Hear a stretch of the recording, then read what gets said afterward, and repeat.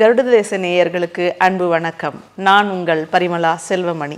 உடலின் மொழி என்ற தலைப்பில் நாம் சில கருத்துக்களை பகிர்ந்து கொண்டிருக்கின்றோம். வாருங்களேன், அடுத்த மொழிக்கு போகும். உறங்கிக் கொண்டிருக்கிற குழந்தை இப்பொழுது விழித்துக்கொள்ள ஆரம்பித்திருக்கின்றது. குழந்தை என்ன சொல்லுதுன்னு பார்ப்போம் வாங்க. குழந்தை அழ ஆரம்பிக்கின்றது. அம்மா வராங்க, குழந்தைய அரவணைச்சிக்கிறாங்க. தூங்கி எழுந்த குழந்தைக்கு பசி இருக்கும் என்று நினைத்து அதற்கு பால் கொடுக்க போகிறாங்க. ஆனால் பாலை வாயில் வைக்கவே விரும்பாமல் அது தொடர்ந்து அழுது கொண்டே இருக்குது. பால் தேவையில்லை, அதாவது உணவு தேவையில்லை என்பதை தான் அது நமக்கு தெரிவிக்குது. அது புரிந்து கொண்ட அம்மா அடுத்து என்ன கொடுக்கறதுன்னு தெரியல. இப்போ அம்மாவுக்கு அம்மா வராங்க, அழுதுகிட்டு இருக்க குழந்தைய கையில் வாங்குறாங்க, கொஞ்சமாக தண்ணி கொடுக்குறாங்க. குழந்தை தண்ணியை குடிக்க ஆரம்பிக்குது. இப்போ குழந்தையின் உடல் தேவை என்னவா இருக்குது? எல்லாவற்றுக்கும் அதனுடைய மொழி அழுகையாக இருந்தாலும் அதன் தேவைக்கு ஏற்ப அது என்ன பண்ணுதுங்க, பால் தேவைன்னா குடிக்குது. அதே பாலை, உணவை தேவையில்லை எனும் பொழுது புறக்கணிக்குது. இப்போ அதற்கு தேவை தண்ணியாக இருக்குது. ஆக பிறந்த குழந்தைக்கு தண்ணி குடிக்குமா அப்படின்றது ஒரு கேள்வி மருத்துவ உலகம். ஏன்னா பாலே தண்ணி தானே, பாலுக்குள்ளேயே தண்ணி இருக்குதானே அப்படின்னு நினைக்கிறோம். ஆனால் பால் என்பது உணவு, தண்ணி என்பது தண்ணி. அப்போது தாகத்திற்கு என்ன தேவை அப்படின்னா, எந்த உணவை வேணாலும் குடிச்சு வச்சுக்கலாம், தாகத்துக்கு லிக்விடாக ஏதாவது இருந்தால் போதும் அப்படின்றது நம்மளுடைய அறியாமை. தாகம் என்பது உடல் உள்ள இருக்கக்கூடிய உறுப்புகளின் இயக்கத்தின் வெளிப்பாடாக, அதன் தேவையாக, தனித்துவமாக நீர் என்பதின் தேவையாக உடல் நம்மிடையே வெளிப்படுத்தக்கூடிய அடுத்த அற்புதமான மொழி தான் நீரின் தேவை, தாகம் என்ற உணர்வு. அதுவும் எந்த தண்ணி குடிக்கணும்? இப்போ இருக்கக்கூடிய காலத்தில் எல்லாத்தையும் வணிகமயம் ஆக்கப்பட்ட இந்த காலத்தில், எல்லாத்துக்கும் நிறைய தகவல் மயமாகவும் ஆக்கப்பட்ட இந்த உலகத்தில் நமக்கு நிறைய இன்ஃபர்மேஷன்ஸ் இருக்குது. நிறைய தகவல்களை சேகரித்து வச்சு ஒரு சாதாரண வேலையை செய்கிறதுக்கு கூட அவ்வளோ சந்தேகங்கள் நமக்கு வருது. தண்ணி, எந்த தண்ணியை குடிக்கிறது, எவ்வளோ தண்ணியை குடிக்கிறது, எப்படி குடிக்கிறது, ஒரு நாளைக்கு 3 லிட்டரா 5 லிட்டரா, தூங்கி எழுந்த உடனே 1 லிட்டர் தண்ணி வெறும் வயிற்றில் குடித்தா நல்லதா, பானை தண்ணி குடிக்கலாமா, பிஸ்லரி வாட்டர் குடிக்கலாமா, குழா தண்ணி குடிக்கலாமா, கிணத்து தண்ணி குடிக்கலாமா, 1000 கேள்விகள், 1000 சந்தேகங்கள்.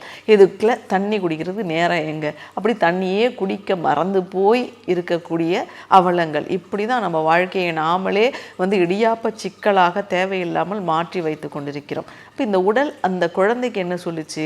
இப்போ என்னுடைய இயக்கத்தினால சில வேலைகள் செஞ்சுருக்கேன். உடல் உள்ளுறுப்புகளுக்கு நீர் தேவைப்படுது, அதை தாங்கன்ற உணர்ச்சியில் வெளிப்படுத்துகிறேன். புரிந்து கொள்ளாத அம்மா பால் கொடுத்தாலும் அந்த உடல் அதை ஏற்றுக்கொள்ளவில்லை. வாயை மூடிக்கிட்ட குழந்தை பாட்டி தண்ணி குடிக்கும் பொழுது தண்ணியை குடிக்குது. அப்போ என்ன புரியுது அப்படின்னா, தண்ணி தேவைப்பட்டால், தாகம் எடுத்தால் தண்ணி தான் தேவை. அது எந்த தண்ணியாக இருந்தாலும் பரவாயில்லை, அந்த அரசியலுக்குள்ளே நம்ம அப்புறம் போகிறோம். முதல்ல தண்ணி தான் தேவை அப்படின்றத நம்ம புரிஞ்சிக்கணும். எவ்வளவு தண்ணி குடிக்கணும் அப்படின்னா, உங்கள் உடல் இயக்கத்திற்கு, உங்களுடைய மன இயக்கத்தை பொறுத்து உடல் தேவையை தானே சொல்லும். நீங்கள் நிறைய சாப்பிட்ருக்கீங்க, கடினமான உணவை சாப்பிட்ருக்கீங்க, உள்ளுக்குள்ளே காரத்தன்மையை ஏற்படுத்தக்கூடிய உணவை சாப்பிட்ருக்கீங்க அப்படின்னா, சாப்பிடும்பொழுதே நாக்கில் காரம் ஏற்பட்டு நமக்கு நீர் அருந்த வேண்டிய தேவை ஏற்படும். நிறைய பேர் சொல்லுவாங்க சாப்பிடும்பொழுது நடுவில் தண்ணி குடிக்காத அப்படின்னு சொல்லி. ஆனால் நான் சாப்பிட்ற உணவே ரொம்ப காரமாக இருக்குது, தண்ணி குடித்தாதான் செரிக்கும் அப்படி நிலை வரும்பொழுது என்ன பண்ண முடியும்?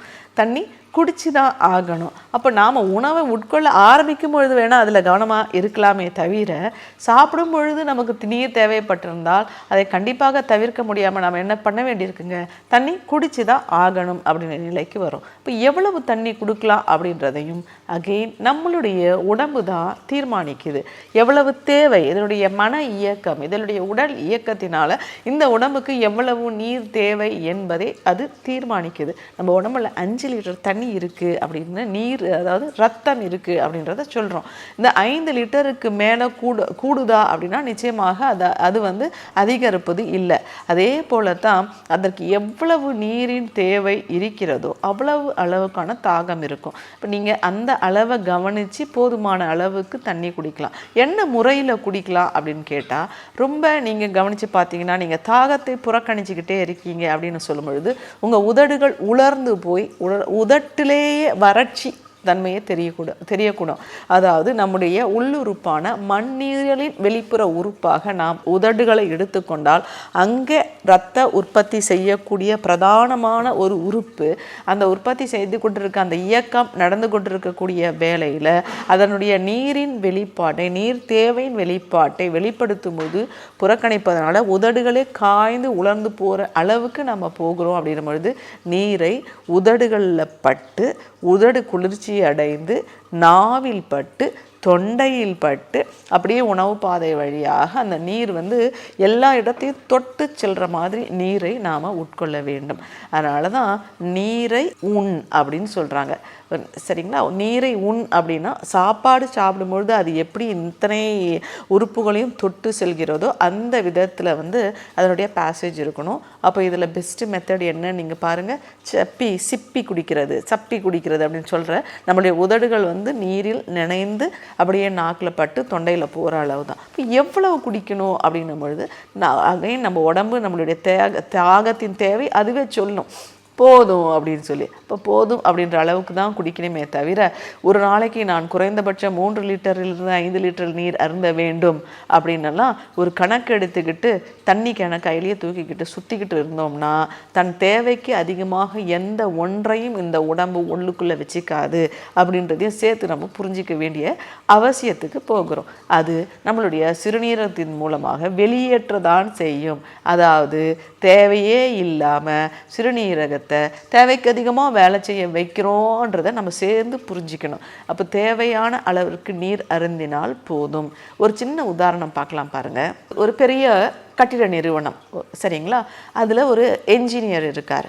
அவர் அந்த நிறுவனத்தின் முதலாளி இருக்கார். அதில் அந்த கட்டிடங்களை கட்டக்கூடிய ஒரு கொத்தனார் இருக்கார் இப்படின்னு நம்ம வச்சுக்குவோம். இந்த முதலாளி தன்னுடைய ஏசி அறையில் உட்காந்து தன்னை நாடி வரக்கூடிய வாடிக்கையாளரிடம் அவங்களுடைய தேவையை புரிஞ்சுக்கிட்டு அதற்கு ஏற்ற மாதிரியான ஒரு பட்ஜெட்டும் ஒரு டிசைனும் அந்த கட்டிடத்திற்கான வீட்டுக்கான அப்படின்னு ஏதோ ஒன்று எடுத்துக்கொள்ளும் அப்படின்னு போட்டுட்டு ரூமில் உட்காந்துக்கிட்டு இருக்காரு. இதை யார் எக்ஸிக்யூட் பண்ண போகிறா, இந்த வேலையை கொண்டு போய் சேர்க்க போகிறது யாருன்னா அடுத்தடுத்த நிலையில் இருக்கக்கூடிய அந்த என்ஜினியரும் அந்த கொத்தனாரும் அப்படின்ற நிலையில் பார்த்துக்கலாம். இந்த என்ஜினியர் இந்த பிளானை கொண்டு போய் கொத்தனாருக்கு தேவையான பொருட்களை எல்லாம் வாங்கி கொடுத்து இதுதான் டிராயிங்கு, இதுதான் பிளானு, இதுக்கேற்ற மாதிரி நீங்கள் வீடு கட்டுங்கன்னு சொல்ல போகிறார். அப்போ வெயிலிலும் மழையிலும் நனைஞ்சு கிரவுண்ட் ஒர்க் அப்படின்னு சொல்லக்கூடிய களப்பணியை யார் செய்ய போகிறார் அப்படின்னா கொத்தனார் செய்ய போகிறார். நீங்கள் ஒரு உதாரணத்திற்கு எல்லாரும் கண்டிப்பாக சராசரியாக ஒரு நாளைக்கு 3 லிட்டர் தண்ணி தான் குடிக்கணும் அப்படின்ற ஒரு அளவை நம்ம வச்சுருக்கோம் இல்லையா? அதுக்கு கம்மி போயிடக்கூடாது, டீஹைட்ரேட் ஆகிடுவோம் அப்படின்னுலாம் நிறைய பயங்களை உருவாக்கி வச்சுருக்குறோம்ல. இப்போ இந்த 3 தனித்தனி விதமான தொழில் சூழலில் புறச்சூழலையும் இருக்கக்கூடிய மனிதர்களை உதாரணத்துக்கு எடுத்துக்குவோம். இங்கே களப்பணியில் நல்ல கடுமையான வெயிலில் நின்று வேலை செஞ்சுக்கிட்டு இருக்கக்கூடிய இந்த கொத்தனாரின் உடலின் நீர் தேவை எப்படி இருக்கும்? அவர் எவ்வளோ தண்ணி குடிப்பார்? இங்கே போய் எப்பொழுதோ முதலாளி சொல்வதையும் அங்கே களப்பணி செய்து கொண்டிருப்பவருடைய பணியையும் கண்காணிக்கக்கூடிய கொஞ்சம் நிழலில் உட்கார்ந்துக்கிட்டு வேலை செய்யக்கூடிய அந்த என்ஜினியரின் உடலின் நீர் தேவை எவ்வளவு இருக்கும்? ஏசி அறையிலேயே உட்கார்ந்து கொண்டு இந்த வேலைகளையே பெரும்பாலான நேரங்களில் செய்து கொண்டிருக்கக்கூடிய இந்த முதலாளியின் உடம்புக்கான நீர் தேவை எப்படி இருக்கும்? இதை கேட்கும் பொழுதே நமக்கே புரியுது. இவர் கொஞ்சமாக தான் இவருக்கு தாகம் எடுக்கும். அவருக்கு ஒரு மத்திய அளவில் ஒரு சுமாரான அளவுக்கு அவருடைய உடலின் நீர் தேவை இருக்கும். அங்கே வெயிலில் இருந்து வேலை செஞ்சுக்கிட்டதுக்கு மிக அதிகமான தண்ணீர் தேவைப்படும். இந்த சராசரி கணக்குக்குள்ளே நான் வச்சுக்கிட்டு இல்லை நீங்கள் ஒரு நாளைக்கு 3 லிட்டருக்கு மேலே தண்ணி குடிக்கக்கூடாது, நீங்கள் என்ன இப்படி குடிச்சிக்கிட்டே இருக்காருன்னு கொத்தனாரின் உடல் 3 லிட்டருக்கும் அதிகமாக இடைவேளை விட்டு குடித்த தண்ணியோட அளவை சொல்கிறேன். அப்படி அதிகமாக தேவைப்பட்டால் கொடுக்க மாட்டேன்னு சொல்ல முடியுமா? இல்லை இங்கே ஏசி அறையில் உட்காந்து தாகமே இல்லாத ஒரு மனிதரிடம் நீங்கள் 3 லிட்டர் குடிச்சே ஆகணும்னு நாம் அவரை ஃபோர்ஸ் பண்ணி அவரோட திணிக்க முடியுமா? இரண்டுமே இயற்கைக்கு புறம்பான செயல். ஆக நீரின் தேவை என்பது நாம் முதலிலிருந்து சொல்லிக்கொண்டே வருவதான் தனித்துவமானது. ஒவ்வொரு மனிதரின் புறச்செயலுக்கும் அகச்செயலுக்கும் இந்த இயக்கத்திற்கும் ஏற்ப இந்த தேவை மாறுபடுது. இந்த தேவையை தான் அவருடைய உடல் அவருக்கு உணர்வாக வெளிப்படுத்துது. இந்த உணர்வு தான் அந்த மொழி என்று நாம் சொல்லக்கூடிய 3வது மொழியான தாகம் என்பது. ஆக நீங்கள் எந்த பாத்திரத்தில் எந்த தண்ணி குடிக்கலான்ற கேள்விக்கு வரும் பொழுது உங்களை சுற்றி எந்த தண்ணி எந்த சிரமமும் இல்லாமல் கிடைக்குதோ அந்த தண்ணியே குடிங்க. ஆனால் எல்லாராலையும் அஃபோர்ட் பண்ணக்கூடிய மிக எளிமையான பாத்திரம், சேமிப்புக்கான பாத்திரம் என்று சொல்லி பார்க்கும் பொழுது மண் பானைகள் ஆகச்சிறந்ததாக இருக்குது. மண் பானைகள் மிகச்சிறந்த வடிகட்டியாக செயல்படுது. மிகச்சிறந்த மண்ணின் சக்தியை அந்த நீருக்கு அளிக்கக்கூடியதாக இருக்குது. ஆக தண்ணி அப்படின்றது அது காரமாக அமிலமாக அந்த pH வேல்யூ பார்த்தா அது நியூட்ரல் அப்படின்னு சொல்லக்கூடிய 7 தான் இருக்குது. ஆனால் தண்ணி என்பது சத்தற்றதானா அவ்வளவு தேவையான சத்துக்கள் நிரம்ப பெற்றது தான் ஒரு நீர் என்று சொல்லக்கூடியது. அதனால தான் தண்ணியை தனித்துவமாக இந்த உடல் தேடுது. தன் தேவையை நிறைவேற்றிக்க நீரின் மூலமாக இருக்கக்கூடிய ஆற்றலை பெறுவதற்கு தாகத்தை கொடுக்குது. ஆக தண்ணியில் நம்ம கண்ணுக்கு நம்ம புலன்களுக்கு எட்டாத சத்துக்கள் நிச்சயமாக இருக்குது. சோர்வுற்ற பசியில் இருக்கக்கூடிய வாடி வதங்கிய மனிதன் தோளில் தண்ணி தெளித்தாலே ஆற்றல் உள்ளே போய் சிறிது நேரத்தில் கண் விழித்து பார்க்குறத நம்ம பார்க்குறோம். அப்படின்னா என்ன? அப்போ நீர்லேருந்து ஏதோ ஒரு சக்தி தோளின் வழியாக உள்ளே போய் அந்த மனுஷனை கண்ணு திறந்து பார்க்குற சக்தியை கொடுக்குது. அப்படின்னா நீர் சத்து மிக்கது, நமக்கு தெரியலை. அந்த தனித்துவமான அந்த சத்து மிக்க ஆற்றலை உடல் தன் மொழியால் வெளிப்படுத்தி தாகம் என்று கேட்கும் பொழுது தண்ணீரை தவிர வேறு எதுவும் தரமாட்டோம் என்ற உறுதி எடுத்துக்கொண்டு அது எவ்வளவு கேட்கிறதோ அந்த அளவுக்கு தண்ணீரை மெல்ல உதடு நனைய வாய் நனைய அருந்துவோம் என்றதையும் நம்மளுடைய ஒரு திருத்தமாக நம்மளுடைய செயல்களை எடுத்துக்கிட்டோம்னு வச்சுக்கிட்டோமா நிச்சயமாக நல்ல ஒரு ஆரோக்கியமான வாழ்க்கையை நம்மால் வாழ முடியும். நன்றி நேயர்களே.